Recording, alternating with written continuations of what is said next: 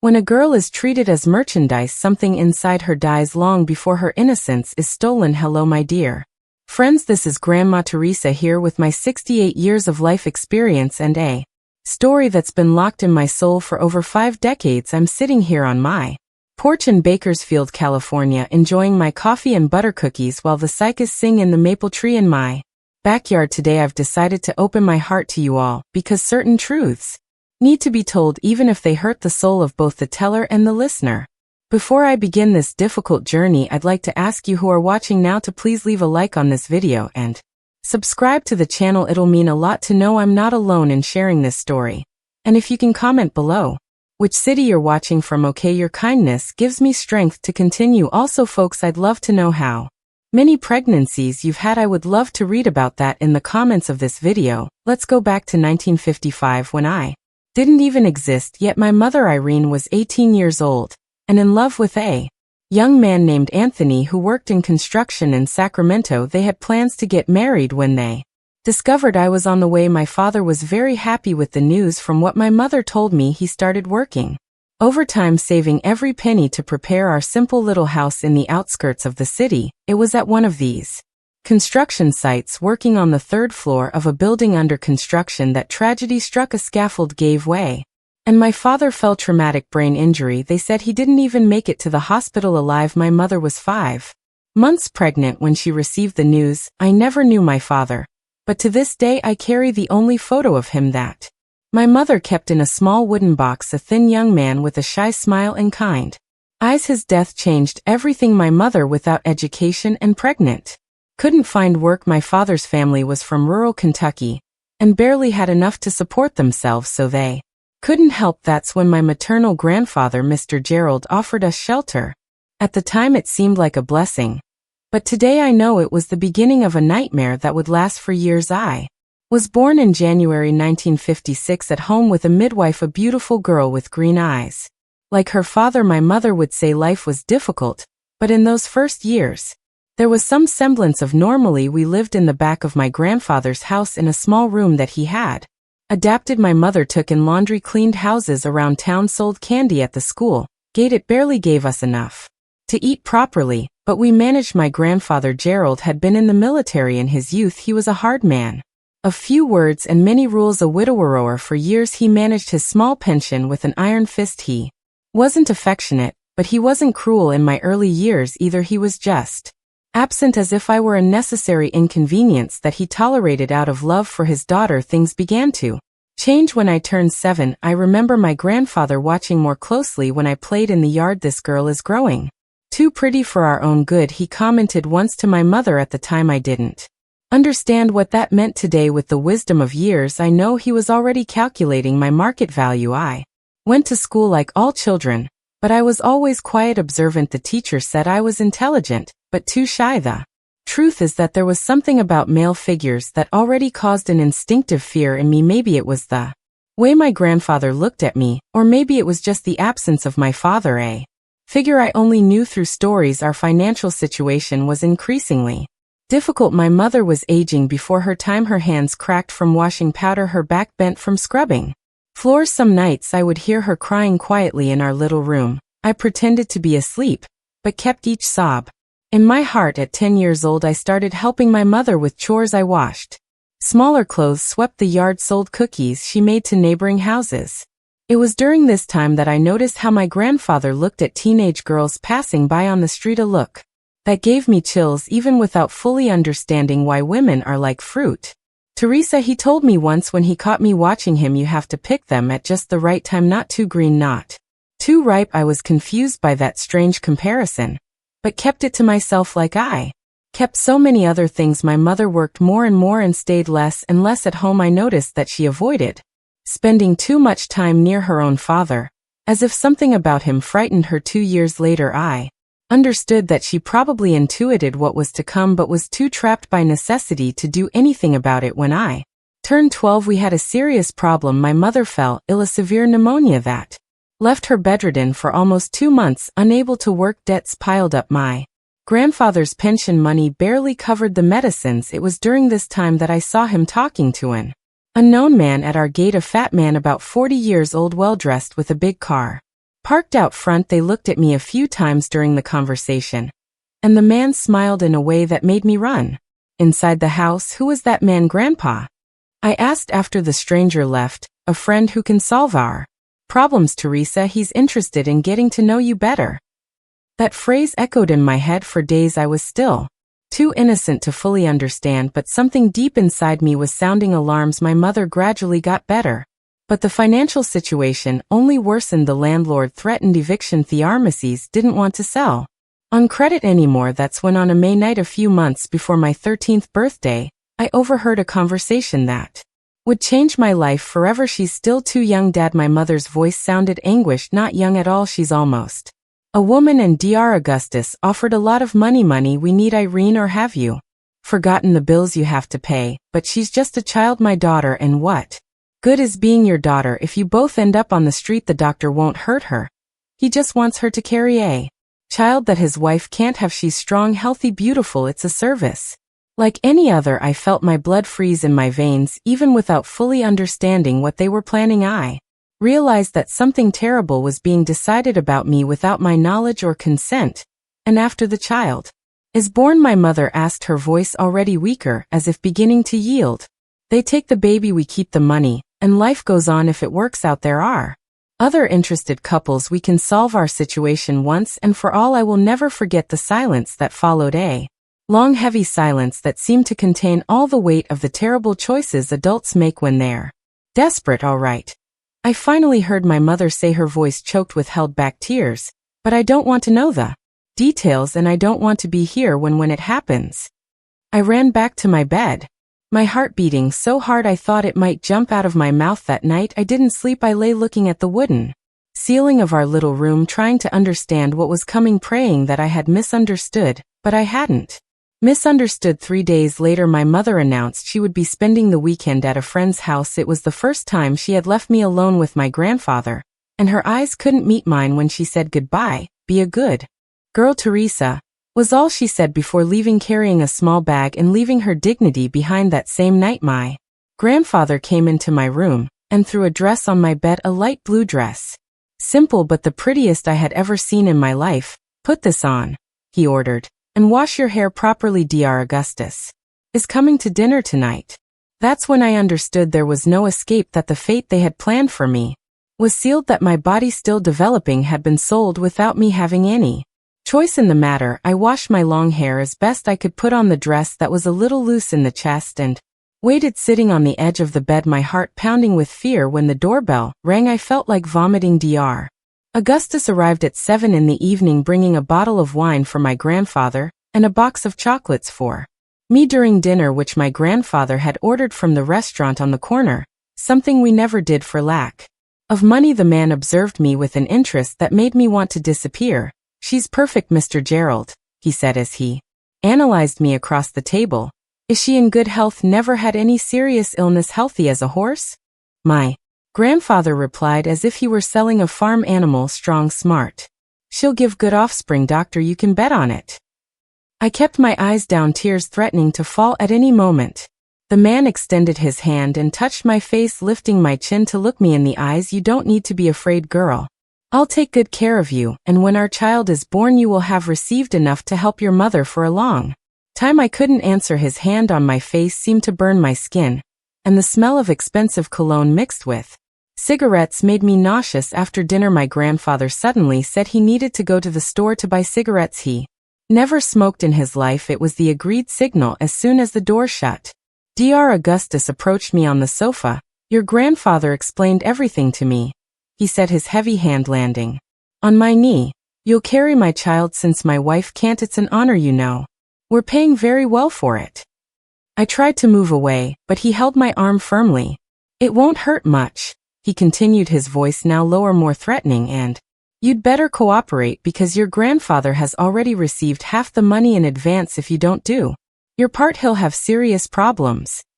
It was at that moment, looking into the eyes of that man who planned to use my body as if it were merchandise, that something inside me began to die. The dreamy girl who still believed in fairy tales, the child who hoped that one day things would get better, the daughter who still trusted that her mother would protect her from all harm. What happened That night was the first of many horrors I would experience in the years to come when my grandfather returned hours later. I was huddled in the corner of the room with the blue dress torn and stained.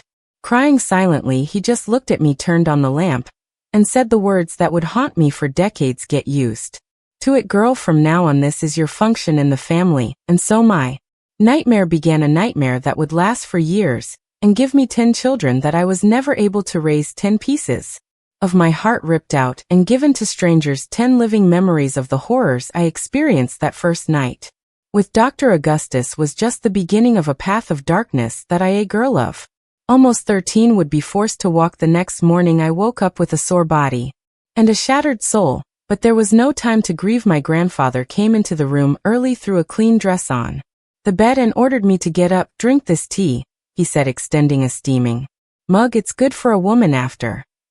Well, it will help ensure the seed takes."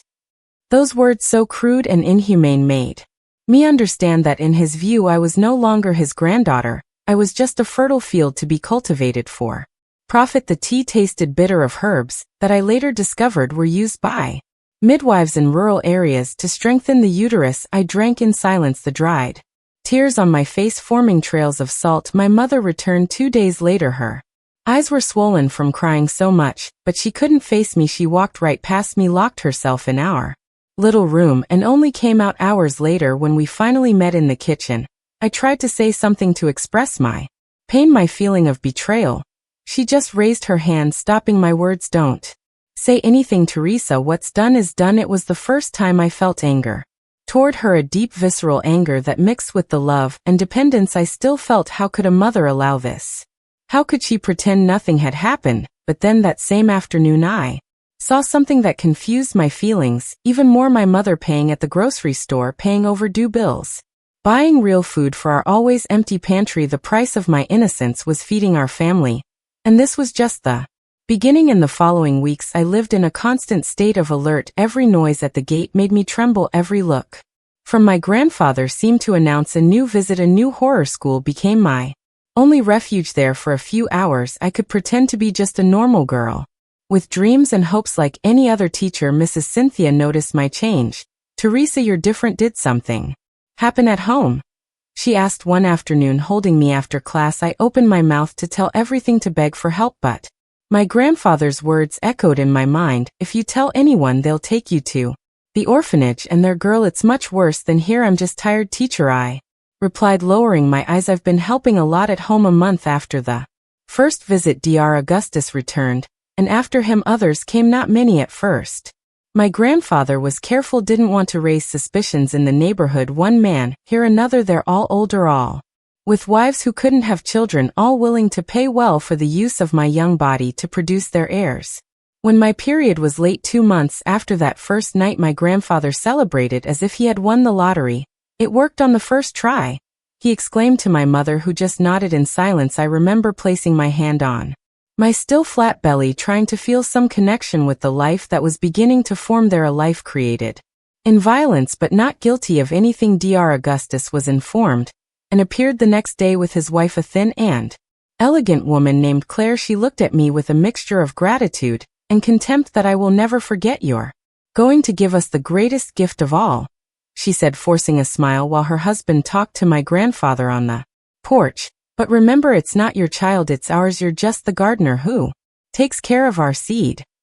During that first pregnancy at 13, my body changed rapidly. I had to stop going to school. When my belly started to show, "We'll say you went to spend some time with relatives in the country," my grandfather explained. "When you come back without a belly, nobody will ask much." I was confined to the house for months. Dr. Augustus paid for vitamins, good food, even maternity clothes. I was treated like a prize hen that needed to be well fed to produce the best egg. Every 2 weeks he and his wife would appear to monitor the development. He would examine me, measure my belly, listen to the baby's heart. Those moments were too humiliating to describe. My mother during this period began to change. With money coming in, she reduced her cleaning jobs. She bought new clothes, started going out more with friends. It was as if she was trying to escape the reality of what was happening in our house, as if she wanted to believe the money came from another source. "You're going to give a better life to our family," she would sometimes say in a rare moment when we were alone one day. You'll understand that we did what was necessary, but I didn't understand and I never would the birth of my first child. A boy happened at home with a midwife paid by Dr. Augustus. It was painful, frightening an experience that number 13-year-old girl should go through. When I finally heard the strong cry of that child I had carried for 9 months, something awakened inside me, an instinct. A love so deep and immediate that it left me breathless. I want to see my son, I asked, extending my arms to the midwife who was already wrapping him in a blue blanket. He's not your son, she replied, dryly handing the baby to Claire, who was waiting anxiously at the door. You've done your part, now rest. I heard my son's crying diminishing as they took him away. Tears ran down my face as I stared at the ceiling, helpless. It was the first time a part of my heart was torn from me. It wouldn't be the last. I received his name days later, Peter Augustus. The doctor made a point of telling me, perhaps as a distorted form of gratitude. He also brought me a fat envelope with money, your part for the excellent work. He said the money went straight into my grandfather's hands. Of course, I had only 2 weeks to recover before my grandfather came with the news there was another couple interested, a coffee farmer from Northern California and his young wife who couldn't carry a pregnancy to term. But I just had a baby, I protested, my body still sore, my breast still leaking milk that no baby would suckle. I need time. Time is money, girl, he replied, relentless, and this farmer is paying double what Dr. Augustus paid. That's how at 14 I became pregnant for the second time, and then for the third, almost without interval. My young, strong and healthy body, as my grandfather liked to point out to clients, recovered quickly. I was an efficient producer in his distorted view. Between my 13th and 18th years, I gave birth to 5 children, 5 babies who were torn from my arms before I could even memorize their faces to the outside world. I was Mr. Gerald's problematic granddaughter who was always coming and going from relatives in the country, always sick, always reclusive. In reality, I was a prisoner, a reproductive slave kept under control by my own family. My mother during this period transformed into someone I barely recognized with the money from my services. She bought her own house on the other side of town. She would come to visit us once in a while, always well-dressed, always in a hurry. She got what she wanted, financial freedom. The price was her own daughter's freedom. Why do you allow this? I asked her once, my belly large with what would be my 4th child. Why don't you help me escape? She looked away, unable to face my direct accusation. Escape to where, Teresa? With what money? To do what you didn't even finish elementary school. And now you have this reputation. What reputation? The one you created for me, of a girl who disappears and appears pregnant. People talk, daughter, and your grandfather, he has connections. There are important people involved in this, people who wouldn't like to be exposed. That's when I understood I wasn't just a victim of my grandfather, I was a victim of an entire system that allowed powerful men to buy a girl's body that turned a blind eye to the obvious, that blamed the victim instead of the aggressor.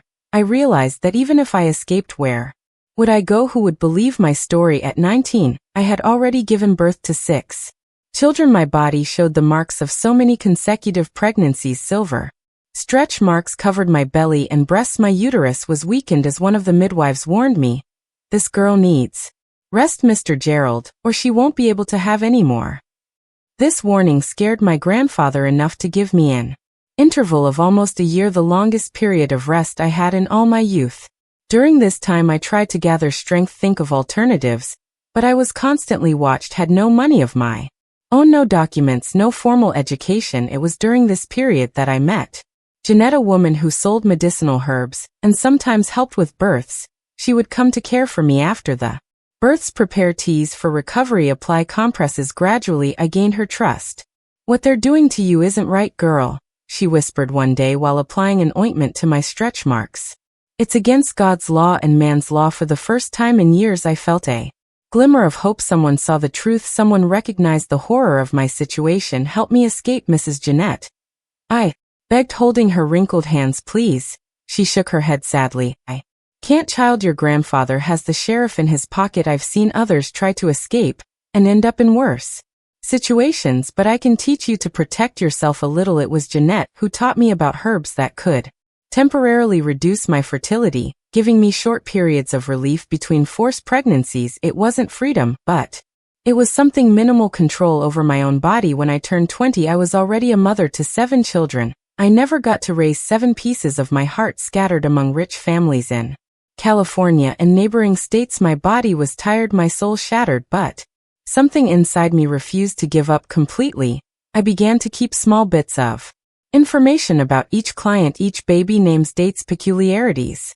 I hid this data under a loose floorboard in my room. I didn't know yet how I would use this information, but something told me that one day it would be important. 3 pregnancies later, approaching my 23rd year, my body began to show signs of exhaustion. The birth of my 10th child was particularly difficult. I lost a lot of blood, had an infection, almost died. The doctor, who was hurriedly called and well paid to keep the secret, was emphatic. This young woman cannot have any more children. The uterus is extremely compromised. To my grandfather, it was as if his golden goose had broken. For me, ironically, that medical complication represented a distorted form of freedom. Without being able to produce more children, what use would I be? What would they do with me now? The answer came faster and was crueler than I imagined, and with it finally came my determination to end that cycle of horror once and for all. You must be wondering how a person survived so much horror while maintaining sanity. The truth is that part of me died with each baby that was taken from my arms. I created a kind of internal fortress, a place within my soul where I kept fragments of the girl I once was and the children I never got to cradle. The years between my first child and the 10th passed like an endless nightmare. After the 3rd baby, I realized I needed to find a way to endure that life, to avoid going completely insane. I began to disconnect from the world around me, to live as if I were observing everything from a distance. People who know this kind of trauma call it dissociation. I called it survival. The 4th baby was born when I was 16, a girl with light hair like mine. Only in that instant when the midwife lifted her could I see her perfect little face before they took her away. I cried for weeks. That's when I started writing on scraps of paper that I hid under the mattress, names, dates, details of each child. I couldn't have photos, so I drew as best I could. Small faces, little hands, the shape of the eyes. It was my way of keeping them alive inside me. My routine between 16 and 23 years was predictable in its horror.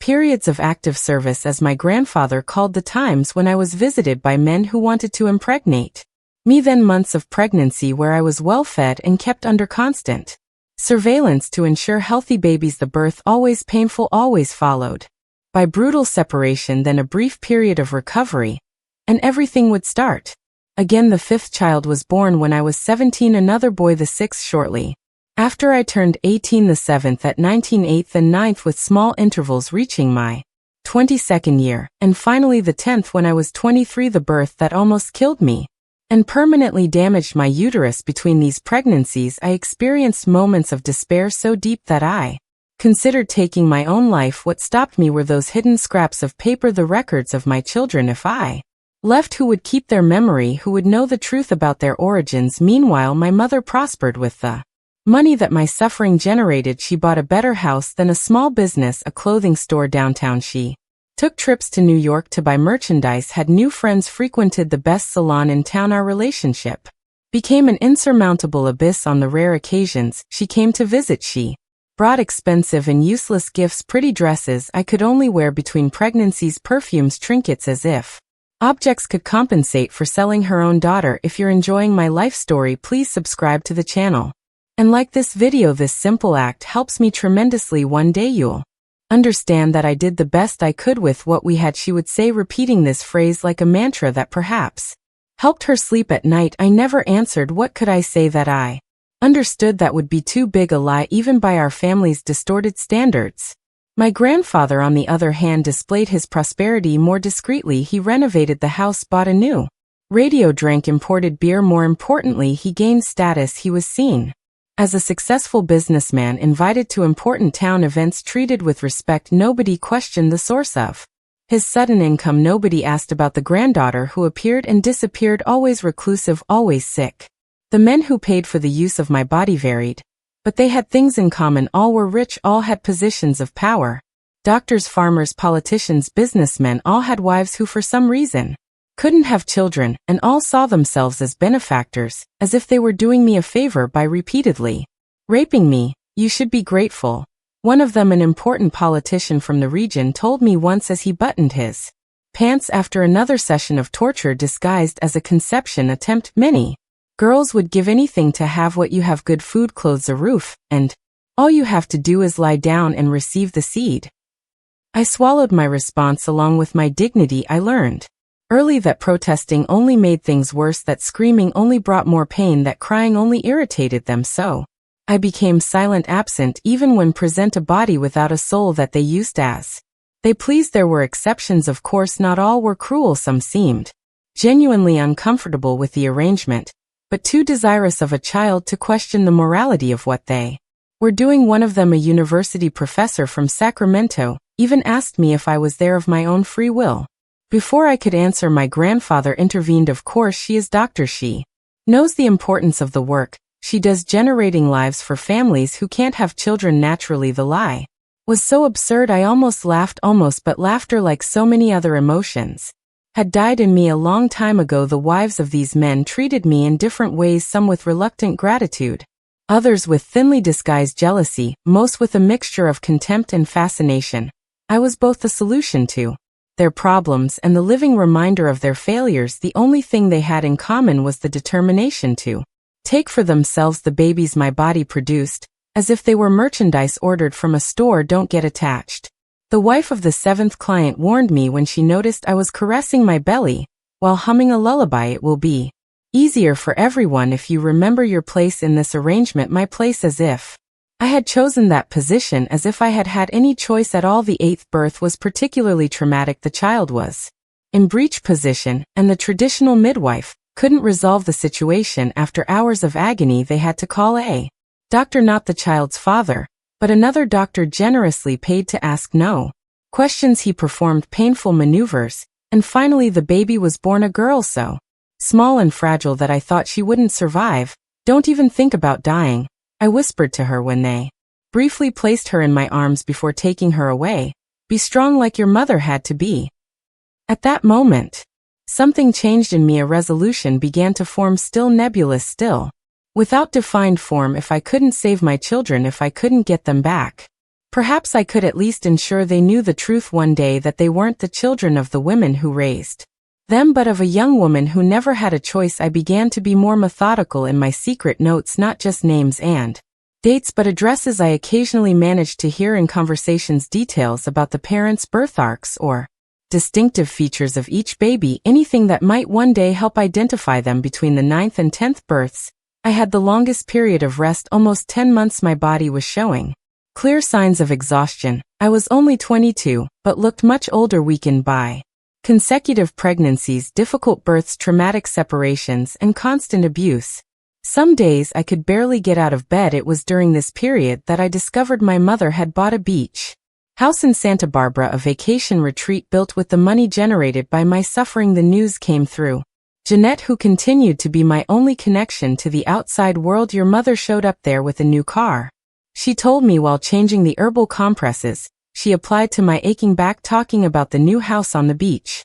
Inviting people to visit. Seems business is going very well. That was like a punch to the stomach. While I lived an endless nightmare, my own mother enjoyed the fruits of my torment with no apparent remorse. The betrayal was almost as painful as the physical abuse. When I became pregnant for the 10th time at 23, something in me already knew it would be the last. My body was at its limit. The pregnancy was difficult from the start. Constant nausea, bleeding pains that wouldn't cease. The doctor who occasionally came to examine me, lavishly paid by the father of the child, a businessman from the coffee sector, showed concern, but no one dared suggest terminating the pregnancy. The final product, the baby, was too valuable to be lost. Labor began prematurely in the 8th month. Excruciating pain, hemorrhage, high fever. I vaguely remember being rushed to a private clinic on the outskirts of town where no one would ask questions. I remember the doctor's frightened face, the nurses running, my grandfather pale with worry. Not for me,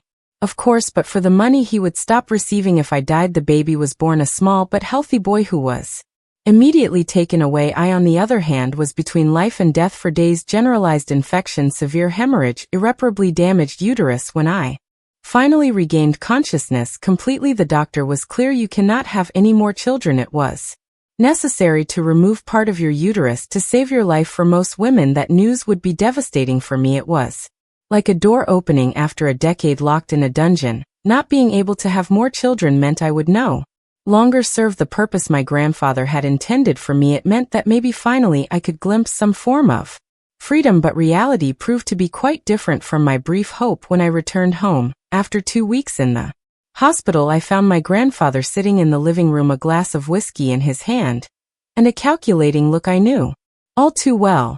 "You cost me a fortune with all this trouble," he said without even asking how I was, "and now you're no good for the main purpose."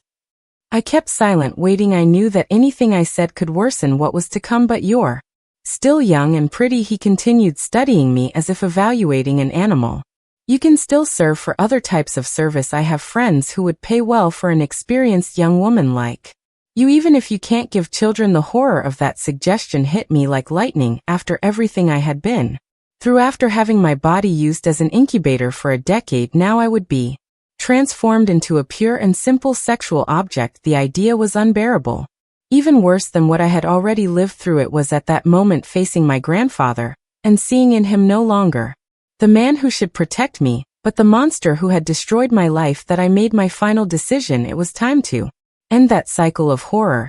No matter the cost, it was time to seek my freedom, or die trying. With a calmness that surprised even myself, I just nodded slightly and retired to my room. I said nothing, showed no revolt. I let him think he had broken me completely, that I was just an empty shell ready to accept any fate he planned for me. But that night alone in my room, I swore by the 10 children who were stolen from me that that man would pay for every tear I shed, for every scream I suppressed, for every piece of me that was sold without my consent. I swore I would find a way to escape, and to ensure he never did to another girl what he had done to me. Revenge, they say, is a dish best served cold, and I, after 10 years in hell, was ready to serve mine. I planned my revenge with the patience of someone who has waited too long, with the cold calm of someone who has nothing more to lose. While my body slowly recovered from the surgery that saved my life, but took away my ability to have more children, my mind worked tirelessly, elaborating every detail of what I would do next. My grandfather gave me 2 weeks of rest before starting to bring visitors to meet me, different men from before. They weren't looking for children, they were just seeking pleasure without commitment. Old friends of his, local politicians, businessmen on business trips, all willing to pay well for a few hours with a young woman who, according to him, already knew how to please a man. I pretended submission. I lowered my eyes, nodded when he gave orders, didn't protest. I wanted him to believe he had completely broken me, that I was just a doll without a will of my own. It was crucial that he didn't suspect the fire growing inside me. During the day when I was alone in the house, my grandfather maintained his usual routines.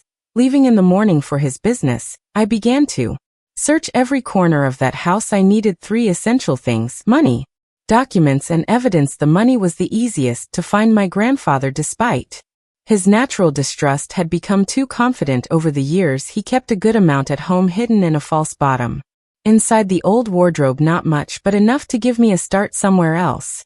The documents were more complicated. My grandfather kept everything locked in a desk drawer. The key I discovered after days of observing his movements stayed on a keychain he always carried with him, except when he took a shower. It was during one of these showers that I managed to make a soap copy, which I later used to mold an improvised key.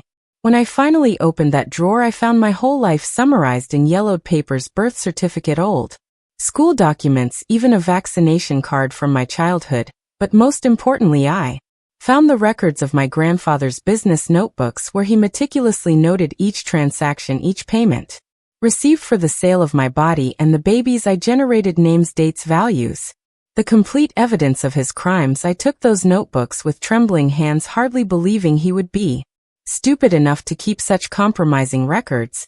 But I understood it was his trophy, his proof of cleverness. He never imagined I would dare to touch his things, that I would have the courage to face him. I photographed each page using a simple camera I bought from a neighbor, saying I wanted to record the flowers in the yard for a personal project. Then I returned the notebooks exactly as they were. He couldn't suspect anything until it was too late. The third element of my plan was the most difficult. I needed an ally, someone who could help me escape when the time came, someone I could trust.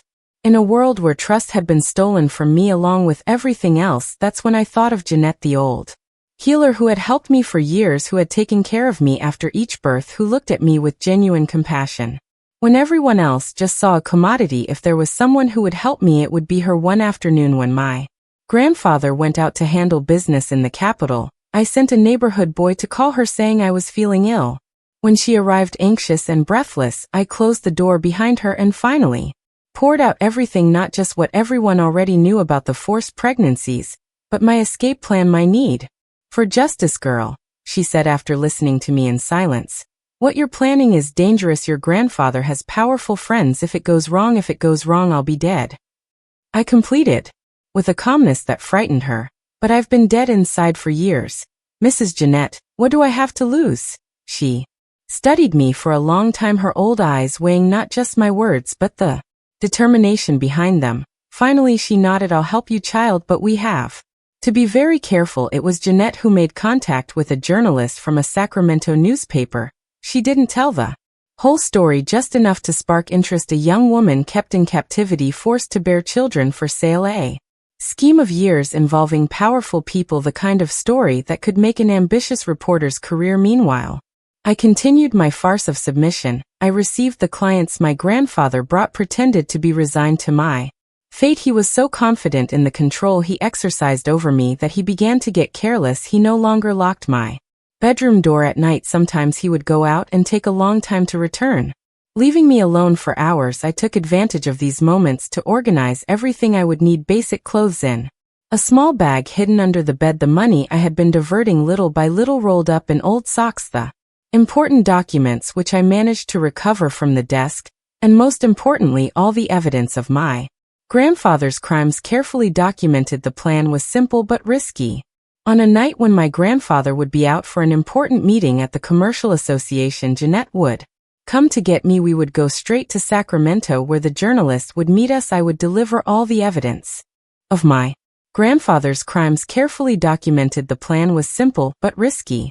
On a night when my grandfather would be out for an important meeting at the Commercial Association, Jeanette would come to get me. We would go straight to Sacramento where the journalist would meet us. I would deliver all the evidence, give my complete testimony, and then disappear. I would start a new life far from there with a new identity that Jeanette had provided through contacts. I preferred not to question. Everything was ready, every detail planned. I waited with growing anxiety for the appointed day.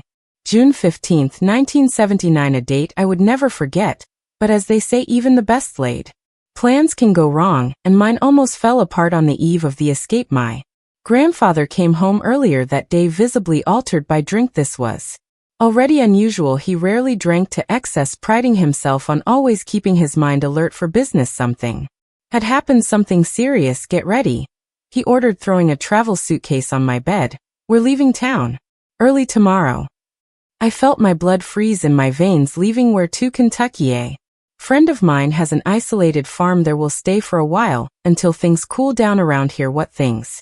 I asked, trying to control the tremor in my voice. He gave me a suspicious look, as if assessing whether I knew something. My business, just do as I told you. When he left the room, I allowed myself a moment of silent panic. Everything was falling apart. Somehow he had discovered something, maybe about the journalist, maybe about my plans. It didn't matter.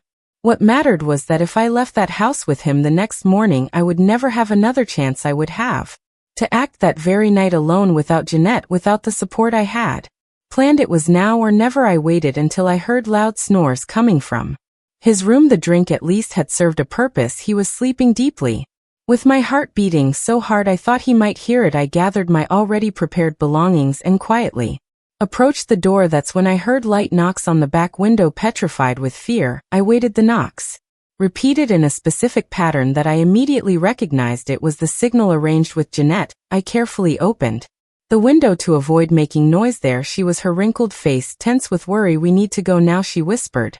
Your grandfather discovered something. He's planning to take you away tomorrow. How do you know? I asked, surprised. Clarice's son works at the bar where your grandfather was today. He heard everything. He received a warning from someone in the police, a friend. It seems the journalist asked too many questions, drew attention. There was no time for complete explanations. I passed my small bag to her through the window, and then squeezed through the narrow opening. At 23, after 10 pregnancies, my body was no longer that of a thin teenager, but desperation gave me strength I didn't know I had. We walked quickly through the night, avoiding the main streets. Jeanette Had a nephew who was waiting for us in an old car at the town exit. The plan had changed, she explained as we walked. We would no longer go to Sacramento, it was too risky. We would go to Los Angeles, where she had a cousin who could shelter us temporarily. And the journalist, the evidence, I asked, worried that all the preparation had been in vain. I sent everything to him yesterday, she replied. Copies of everything you gathered. He'll publish the story in 2 days. When we're far from here, I felt a mixture of relief and frustration. Part of me wanted to be present when my grandfather was confronted with his crimes, wanted to see his face when he realized that the granddaughter he thought he had broken had destroyed his life. But another part, the wiser part, more concerned with survival, knew that Jeanette was right. My presence would only complicate things, and I had suffered too much to risk my newly conquered freedom. Jeanette's nephew took us to the bus station of a neighboring town, where we caught a bus to Los Angeles. During the nearly 15-hour journey, I barely spoke. I looked out the window, watching the landscape change, the California mountains gradually giving way to the landscapes of Southern California, feeling a confused mixture of emotions. Fear, of course, fear of being found, of being taken back, but also hope, a fragile, hesitant hope, like a plant beginning to sprout in long barren soil, and surprisingly guilt for leaving behind 10 children I would never know, 10 pieces of my heart scattered among families who bought the right to be their parents. They're better where they are, Jeanette said at one point, as if reading my thoughts. Families with money, education, what could you offer them now? It was true, as painful as it was to admit. I was a 23-year-old young woman without formal education, without professional skills, without money, fleeing from a terrible past. What kind of life could I give to 10 children? But I made a silent promise on that bus as the lights of the road cut through the darkness. One day, when I was safe, when I had built something for myself, I would try to find them, not to disturb their lives or extract truths that might be too painful, but just to know they were well, to be sure that at least something good had come out of so much suffering. We arrived in Los Angeles the next morning. The city was a shock to me, who had never left rural California. The noise, the crowds, the tall buildings, everything seemed unreal, like a movie. Jeanette's cousin, Mrs. Zoe, lived in a small apartment in East Los Angeles. She received us with cautious hospitality, clearly not enthusiastic about harboring fugitives, but the respect she had for Jeanette spoke louder. It was there 3 days after our escape that I saw the headline in the newspaper, Mrs. Zoe brought from work, scandal in Bakersfield, baby selling scheme involves important figures. I read the article with trembling hands. The journalist had done an impressive job connecting dots, interviewing people who had suspected the scheme for years but were afraid to speak, presenting the evidence I had gathered. My name didn't appear. I was identified only as a young woman kept in captivity for more than 10 years, but my story was there, exposed in all its brutality. My grandfather had been arrested along with 2 involved doctors and a sheriff who covered up the scheme. Other clients were being investigated. The article mentioned that I had escaped and that my whereabouts were unknown. It also mentioned my mother. She denied any knowledge of the scheme, claiming that she believed I had mental problems and got pregnant from occasional boyfriends. No one believed her. Of course, the evidence was overwhelming. I felt a complex mixture of emotions when I finished reading: relief, mainly justice finally, but also a deep sadness, not for my grandfather's downfall. That monster deserved every second in prison, but for the life that was stolen from me, for the years that would never come back, for the lost innocence that no newspaper headline could restore. And now I asked Jeanette that night as we sat on the small balcony of the apartment looking at the lights of the big city that was now our refuge. Now you live, girl, she replied, her old eyes shining with a wisdom that only age brings, live for real for the first time. And that's what I tried to do with the money I had brought. I rented a simple room in East Los Angeles. I got a job at a local bakery where I learned to make breads and sweets. Slowly, very slowly, I began to rebuild something like a life. But the shadow of the past is long. I had constant nightmares. I startled at sudden noises. I avoided men at all costs. I closed myself in my small world, afraid to trust, to open up, to really live. That's when 6 months after my escape, an unexpected event changed the course of my life. Again, a casual encounter that would teach me that even after hell it's possible to find peace. Even after the most complete darkness, light can shine again. Los Angeles in the 80s was a city of contrasts that both scared and fascinated me. For someone raised in a captivity disguised as home, every corner represented a new challenge. Every social interaction was a test for my wounded spirit. The bakery, where I worked, was on a busy side street in East LA. I woke up at 4 in the morning to prepare the bread that would feed hundreds of hurried Angelinos I liked. The manual work, the simplicity of transforming flour and water into sustenance, the heat of the oven that somehow seemed to also warm my frozen heart. It was on a rainy March morning in 1986, months after my escape, that I met Sebastian. He walked into the bakery, soaking wet, shaking his broken umbrella and laughing at his own bad luck. Perfect day for a hot coffee and some toast, don't you think? He asked, smiling at me with a naturalness that disconcerted me. I wasn't used to men who talked to me as if I were a normal person, not an object. Sebastian was a bus driver, 30 years old, with his own story of overcoming adversity. Son of immigrant parents from Honduras, he lost his parents early and was raised by an aunt in difficult conditions. He earned every piece of his life through hard work and a kindness that seemed to resist all the difficulties the world imposed on him. He started appearing at the bakery every morning, always polite, always respectful. He talked about simple things, the weather, news from the paper, a movie that had been on TV, never personal questions, never invasions of my space, as if he instinctively perceived that I carried deep wounds that shouldn't be touched. I avoided him, of course. I avoided all men. But there was something about Sebastian, perhaps the way he spoke with the same gentleness to everyone from the bakery owner to the lady who swept the sidewalk, that slowly began to break through the wall I had built around my heart. Our first date was as simple as it was unexpected. He offered me a ride on a day when the sky opened up over Los Angeles. I accepted only because the alternative was waiting hours for a bus that might not even come in the old, but impeccably clean car. We really talked for the first time. He told me about his dream of having a small ranch on the outskirts of the city, raising chickens, planting a garden. He spoke of the future with a hope that was completely foreign to me. And you, Teresa, what's your dream? He asked with genuine interest. I remained silent for so long that he must have thought I wouldn't answer. The truth is that I had never allowed myself to dream. Surviving already consumed all my energy. Peace, I finally replied. I just want a little peace. He nodded as if that simple answer contained all the wisdom in the world. He didn't ask any more questions. He just turned on the radio, letting the music fill the silence between us. Our relationship grew with the slowness of a delicate plant. First the occasional rides, then walks around the neighborhood. On Sundays a movie now, and then always respecting my limits, never pressing for more than I could give. It took me 6 months to tell him fragments of my story, not everything. I didn't have the courage for that, but enough for him to understand why I trembled when someone raised their voice, why I recoiled when a man came too close, why I cried when I saw children playing in parks. Sebastian listened to everything without interrupting, without judging. When I finished, he simply held my hand, the first physical contact we allowed beyond a quick goodbye hug, and said, "You're the strongest person I've ever met, Teresa." I didn't feel strong. I felt broken, damaged, incomplete.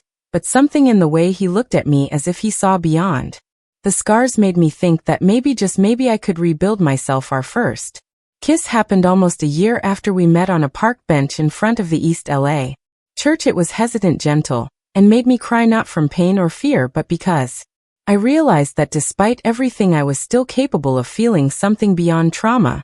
There was still room in me for tenderness. We can go as slowly as you need, he told me that night. I have all the time in the world. And that's exactly what we did. We dated for 3 years before getting married in a simple ceremony at the same church where we shared our first kiss. I was 27 years old and felt like I was being born again. Sebastian knew my whole story by then, every dark detail, every horror I had lived through. He knew the scars on my body and on my soul, and yet somehow, miraculously, he loved me. Our married life was a constant learning experience. There were nights when I woke up screaming, trapped in nightmares where my grandfather came back to take me, moments when intimacy became impossible, when the gentlest touch triggered terrible memories. Sebastian never complained, never demanded. He just held me in silence, waiting for the storm inside me to pass. Slowly, I found my way back to life with the help of a psychologist recommended by Jeanette, who remained a constant and loving presence in our life. I began to process the trauma, to understand that what happened to me didn't completely define me, didn't determine my future. In 1984, 2 years after our marriage, Sebastian managed to realize his dream. With our combined savings, we bought a small ranch in Riverside County in the rural area. Outside Los Angeles, nothing luxurious, a simple house, a piece of land, some fruit trees already planted, but it was ours, a safe place far from the shadows of the past. It was in that same year that we faced our first major challenge as a couple after months of trying to get pregnant without success. Doctors confirmed what we already suspected: the complications from my 10th birth had left permanent squeal. I could never have biological children again. For many women, this news would be devastating. For me, it was complex. On one hand, there was the sadness of not being able to give Sebastian a child of our love. On the other, a guilty relief at not having to go through the physical and emotional process of pregnancy again, so associated in my mind with trauma and loss. We can adopt, Sebastian said on the night we received the medical confirmation. There are so many children needing a home. Love, we can build our family. In other ways, the idea of adoption touched something deep in me. My 10 biological children were scattered around the world, living lives I would never know. Perhaps this was a way to heal that wound, not by replacing them, as that would be impossible, but by channeling the maternal love I never got to express to children who, like me, had been marked by abandonment and pain. The adoption process in the 80s was bureaucratic and slow, especially for a simple origin couple like us, but Sebastian was persistent, and I had learned that patience can be a form of resistance. We visited orphanages, filled out forms, went through interviews and evaluations. It was at a shelter in Pasadena that we found Marina, a 4-year-old girl with eyes too serious for her age. She had been abandoned by her teenage mother and had gone through 2 adoptive families who returned her for being too difficult. She didn't talk much, had constant nightmares, and sometimes had seemingly unprovoked anger crises. I immediately recognized in her the reflection of my own pain. When we approached her little bed in the collective dormitory, she curled up like a wounded little animal, expecting yet another rejection. Instead, I sat on the floor at a distance and began to sing softly, a lullaby that my mother used to sing to me before everything fell apart. On the 3rd day of our visit, she allowed me to brush her hair. On the 5th, she held Sebastian's hand as we walked through the shelter's garden. On the 10th, she timidly asked if she could call us Mom and Dad. It took almost a year for all the legal procedures to be completed. In 1986, we finally took Marina home. Our family had officially begun. The first months were difficult. Marina constantly tested our limits, as if expecting that at any moment we would give up on her like everyone before us. She had crying crises that lasted for hours, refused to sleep alone, destroyed toys in fits of fury. But I understood that pain, understood the fear of abandonment, the anger against a world that seemed determined to hurt the most vulnerable. And gradually, with consistent love and safe boundaries, Marina began to flourish. Her first genuine laugh upon seeing a newborn kid goat on our small farm was like music to my ears. 2 years later, we expanded our family again. This time it was 2 siblings, Carlos 6 years old and Anna only 2. They had lost their parents in a car accident and had no other relatives willing to raise them. Carlos was protective and serious, taking on responsibilities far beyond his age. Anna, so small, was still looking for her mother. In the first weeks, our house, once so quiet, filled with children's voices, with running around, with daily small discoveries we planted together in the garden, took care of the animals, watched TV, cuddled up on rainy nights. Sebastian built swings in the trees and taught Carlos to fish in the stream that crossed our property. I made cakes on Sundays and told stories before bedtime, invented stories where sad children found families who loved them forever. In 1990, our family was completed with the arrival of Vim, a baby of only 3 months who had been abandoned at the door of a church. Unlike the other children, he didn't carry traumatic memories, only the universal need to be loved. Marina, now 10 years old, took on the role of older sister with pride, helping care for the baby, as if it were her own mission in life, looking at my for children because that's how I saw them, as my heart's children. I sometimes wondered about the other 10, those I carried in my womb. Were they well? Were they happy? Did they know anything about their origins? The answer to the last question came unexpectedly in 1992 when Vim was only 2 years old. A letter arrived addressed to me with no return address, inside a newspaper clipping and a handwritten note. The clipping was from a California newspaper dated that same year. It talked about a recently published book that revealed details of the Bakersfield surrogate wombs case, as my grandfather's scheme had become known. The book's author was identified only as son of one of the involved couples who had discovered his origins after finding documents hidden in his parents' house. The handwritten note simply said, "Thank you for giving us life, even in the worst circumstances. Some of us now know the truth. We are. Well, I hope you are too." I cried for hours after reading those words. I cried for the girl I was, for the mother I never could be, for those 10 children, for the lives that followed paths so different from mine. But for the first time, they weren't just tears of pain. There was also relief, gratitude, a sense that something important had been recognized and honored. I never discovered which of my biological children had found me, or how I respected their desire for anonymity, their choice to just let me know they were well, that they knew part of the truth. It was more than I ever expected to have. The following years were of relative tranquility. Our children grew up, faced their own challenges, built their identities. Marina became a teacher, her serious manner finding purpose in educating other children. Carlos followed Sebastian's footsteps, becoming a professional driver. Anna discovered a talent for music that we cultivated with pride. And Vim, our youngest, grew up as a happy and confident child without the shadows that marked his older siblings. Sebastian and I grew old together, our love maturing like a good wine. He was diagnosed with diabetes in 1995, which brought some limitations to our life, but we faced this as we faced everything together, one day at a time. In 2010, we received the news that my grandfather had died in prison. He was 92 years old, and according to the newspaper, never showed repentance for his crimes. My mother had died years earlier in 1998. Alone in her beach house, without ever having tried to contact me, I felt nothing beyond a vague sense of closure. When I learned of these deaths, those people who shared my blood, but never my values, had ceased to have power over me.